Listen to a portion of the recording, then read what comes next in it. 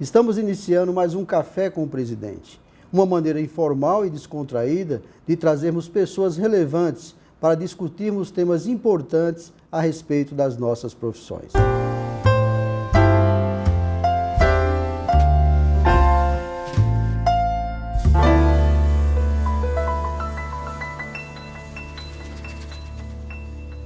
Vamos à nossa convidada desta edição.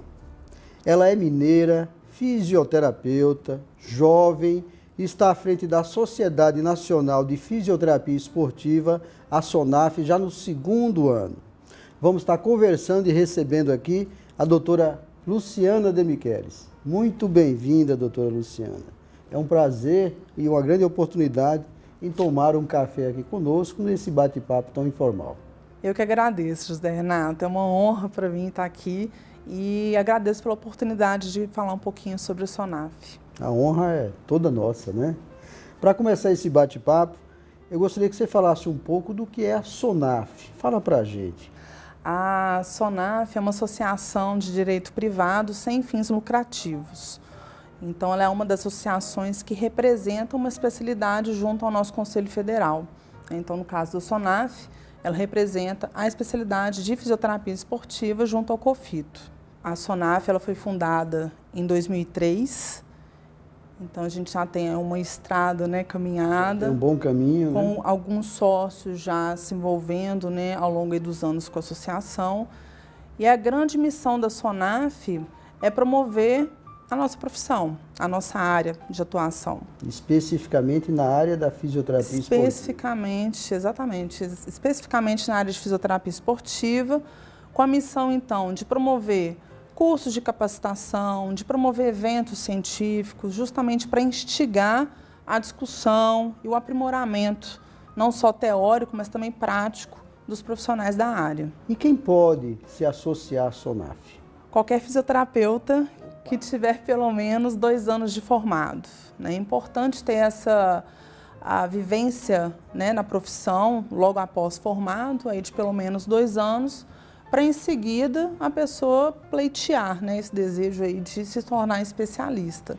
E em querendo e se adequando às exigências, quais são os requisitos, como é que faz para o profissional se inscrever, onde ele procura, tem uma prova para isso? Explica um pouquinho para a gente. Sim.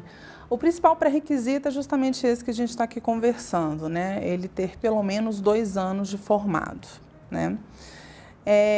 Em seguida, ele poderá, então, atender a um dos editais que o COFITO lança. Todo ano a gente tem essa possibilidade da pessoa prestar a prova para ser um especialista, dependendo da área, né, e de atuação. No caso da SONAF, esse ano a prova vai ser dia 14 de outubro, durante o nosso congresso, que vai ser em Caldas Novas. Então, nos próximos dias, o COFITO vai estar lançando o edital e as inscrições vão ser de 11 de setembro até, se não me engano, 4 de outubro. Então, no edital tem todas as informações necessárias, né? A gente, obviamente, vai dar ampla divulgação assim que o COFITO lançar esse edital. E o candidato ele tem que cumprir as seguintes etapas. Inicialmente, ele vai fazer uma prova teórica com questões fechadas e abertas, a respeito, obviamente, né, do tema aí de fisioterapia esportiva. E aqueles classificados vão também ser submetidos a uma prova de análise de títulos. Então, títulos que eles previamente enviam, né, os comprovantes ao COFITO. Então, tendo fim essas 2 etapas, a gente lança a lista de classificados. Perfeito. E do ponto de vista vantajoso, o que é que a SONAF, vamos inverter, pode promover para o profissional inscrito na SONAF? O que eu falo muito com os mais próximos a mim, que a minha vida mudou.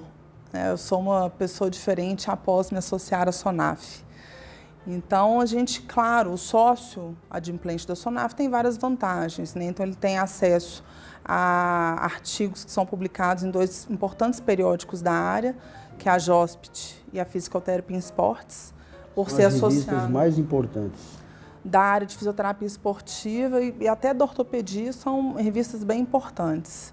Além disso, o sócio SONAF, obviamente, ele terá desconto nos eventos que a própria SONAF promove. E, além disso, há um valor também diferenciado nos cursos de capacitação que a SONAF também oferece. Acho que até eu vou fazer essa prova. Vai ser muito bem-vindo, Zé. E acho que o mais importante, talvez, pelo menos na minha humilde opinião, é você aumentar a sua rede de contatos. Se eu preciso, às vezes, de indicar um fisioterapeuta que trabalha com esporte lá em Maceió, eu vou buscar algum colega da SONAF, né? Porque tem a capacitação, né, direcionada para esse fim. Eu acho que é um caminho sem volta, né? Nós profissionais, fisioterapeutas, terapeutas ocupacionais, temos que estar ligados a algum tipo de associação na nossa classe. Sobretudo pela e para a capacitação profissional, né? Acho que é importante o profissional sempre correr atrás, né? Sempre querer ser melhor, se capacitar, para poder conseguir atender os seus clientes cada vez com maior qualidade, né? E, além disso, essa organização também das associações, do próprio sistema, né, COFITO e CREFITOS, é importante pela questão política também da nossa profissão, né? A fisioterapia, eu acho que ela ainda está engatinhando um pouquinho, né, nessa questão política. Precisamos crescer juntos. Exatamente, né, com união e com força, ocupando os nossos espaços. Né, Zé? E tem muito espaço para ser ocupado. Muito, exatamente. Por falar em espaço, nós estamos vivendo um momento de crise importante no nosso país, né? No qual a tentativa de entrada no mercado de trabalho, pelo fisioterapeuta especificamente, é sempre uma dificuldade, né? E em pensando em fisioterapia esportiva, quais são os critérios, as exigências que o mercado de trabalho impõe para o profissional adentrar nessa área? Na verdade, se a gente for fazer a comparação entre duas áreas que são muito irmãs, né, que é a esportiva e a traumato-ortopédica, a gente fala, né, geralmente que a esportiva a gente sempre tem que correr contra o tempo. Se a gente pensar no alto rendimento, a gente tem que liberar o atleta o mais cedo possível, claro que com responsabilidade, para não colocar esse atleta em risco, né, de retornar ao esporte. Mas a gente sofre muita pressão do técnico, do preparador, da torcida, do próprio atleta, né? E é uma decisão que é compartilhada, né? Claro, não compete só o fisioterapeuta, mas a gente sempre está correndo contra o tempo. Então, veio do esporte essa questão dos, colocar aqui entre aspas, aqueles protocolos acelerados, né, de reabilitação para algumas lesões do sistema músculo-esquelético. Então, na verdade, o fisioterapeuta esportivo, ele tem essa tendência de ter esses atendimentos um pouco mais breves. Não é aquela sessão talvez mais tradicional que a gente encontra em serviços de ortopedia, né, que dure aí 50 minutos, 1 hora, você tem que ver o paciente aí 4, 3 vezes na semana. Quando você lida com um atleta, mesmo atleta amador, mesmo praticante de atividade física comum, existe essa característica.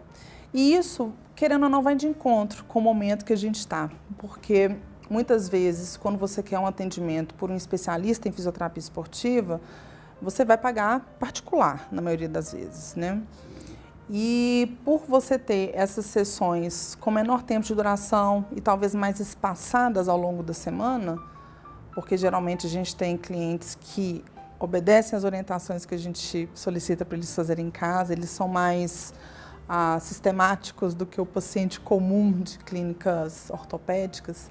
Então, é uma jogada que dá certo. Então, acaba que o fisioterapeuta está ganhando seu dinheiro com as sessões que ele está executando, mas também o cliente, ele está gastando o dinheiro dele de uma forma um pouco mais otimizada, vamos dizer assim.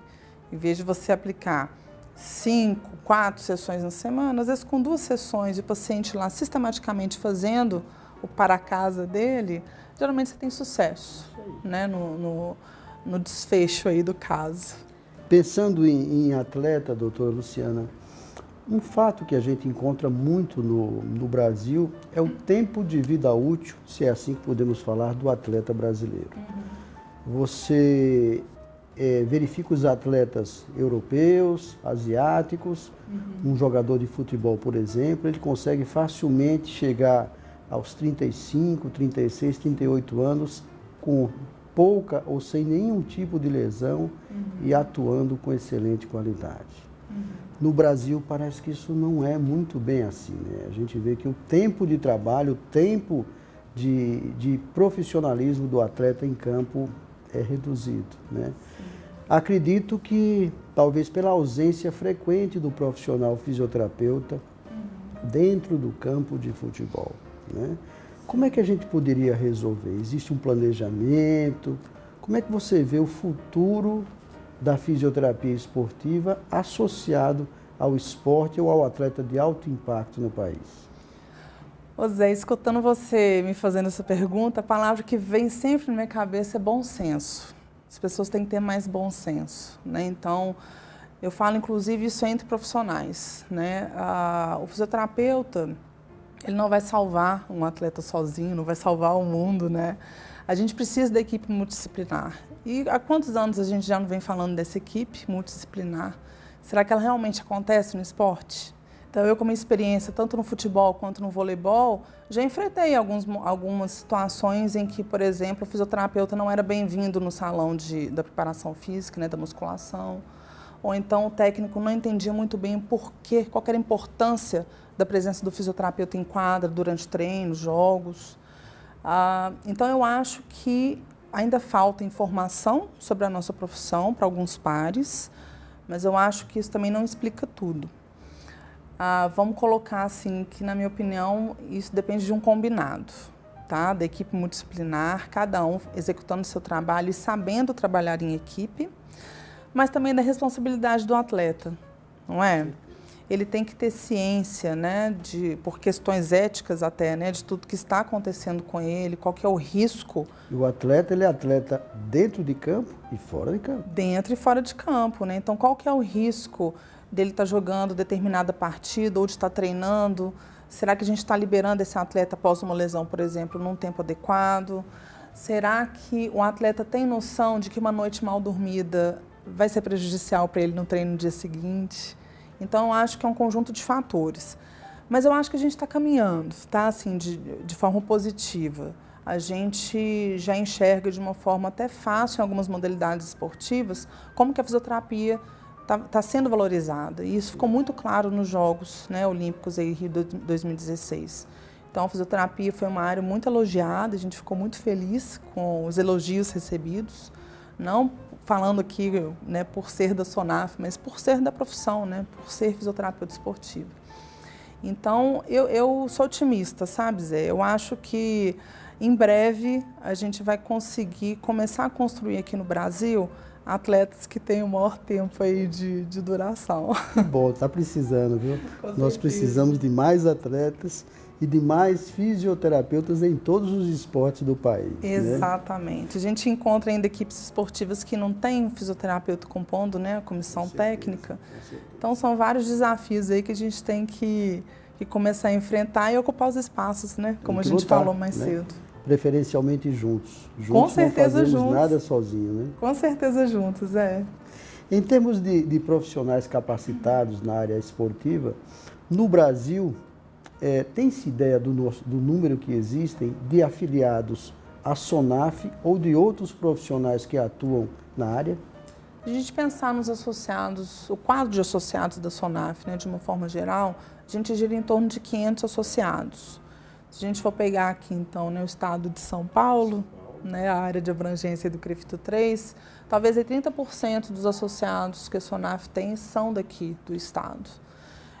Então, obviamente, aqui é uma regional muito importante, muito forte da SONAF. Não é à toa que a SONAF foi fundada aqui no estado, né? Então, existem profissionais que atuam de forma brilhante no esporte, inclusive no alto rendimento, que ainda não são sócios da SONAF ou não têm o título de especialista. Eu costumo falar que talvez a grande missão da SONAF não é querer trazer sócios para ela, né, pensando só no próprio umbigo. Sim. O maior papel da SONAF é capacitar, é tornar o fisioterapeuta especialista, né, profissionalmente falando, em relação à fisioterapia esportiva. Então, a gente tem fisioterapeutas do esporte que são referência para mim, para vários sócios da SONAF, mas que não se filiaram e que a gente também entende o lado deles, talvez estão mais próximos, assim, de desacelerar em termos de carreira e talvez não enxerguem muito essa questão. Mas é fato que a fisioterapia esportiva brasileira, Zé, ela é muito forte e ela é muito bem vista lá fora. A gente pode afirmar, doutora, com certeza que nós temos a presença do fisioterapeuta por exemplo, os maiores times de futebol do Brasil. Na primeira divisão, todo time de futebol tem um fisioterapeuta. As seleções de vôlei, handebol, todas acompanham ou são acompanhadas pelo trabalho do fisioterapeuta, ou ainda existe alguma lacuna a ser preenchida? Pode existir alguma lacuna ou outra, mas eu posso falar que a maioria das equipes de alto rendimento hoje em dia, independente da modalidade esportiva, tem um fisioterapeuta. Ele às vezes pode ser um profissional que não é contratado diretamente do clube ou da equipe, mas tem que ter um físio para dar esse suporte, né, à equipe, nem que seja por forma de consultoria ou de parceria com a clínica, né, desse fisioterapeuta. Fato é que o esporte hoje em dia, seja alto rendimento ou não, ele depende de um bom fisioterapeuta do esporte. Perfeito, muito esclarecedor, muito esclarecedor. Pois é, pessoal, conversamos aqui com a doutora Luciana de Michelis, uma excelente profissional, hoje a representante da Sociedade Nacional de Fisioterapia Esportiva, uma pessoa que de fato entende do assunto. Mais uma vez, muito obrigado por você ter vindo, foi muito esclarecedor a sua participação.